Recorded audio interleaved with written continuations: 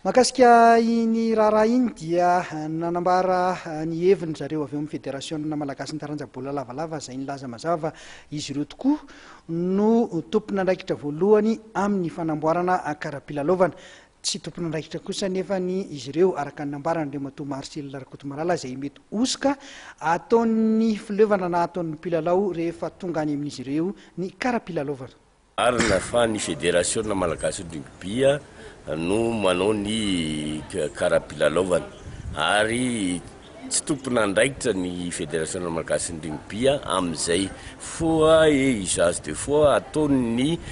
fileovana tsirairay ihany fa anjara ny fédération malagasy rugby manapirofo hoe licence tsy osoka no ampiasaina satria ny fédération dia manana n'ilay base de données ohatran'ireny fanipitana masina ireny zany ao amin'ny ordinateur fanamboarana licence voatsofoka fotsiny ny anaran'ilay mpilalao dia mivoaka eo momba n'ilay mpilalao miaraka amin'ny sariny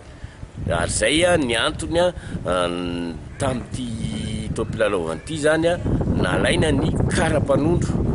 ny photocopie karapanondro sy ny sary ny mpilalao tsirairay avy mba ialana amin'izay fo usage de faux zay marina ty anivon'ny fédération mihitsy ary eo mbola ny fédération amin'izao fotoana zao dia mbola manao vérification mbola manao contrôle ny zavatra niseho nandritra ny topilalovana 2015 ary resaka hoe osoka sy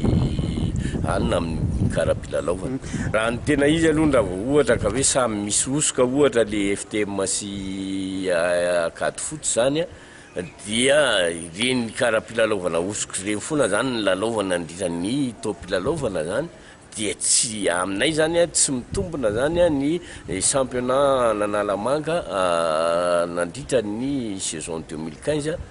fa dia mety tsy hanana solotena zany Analamanga amin'ny championnat national ho an'ny junior.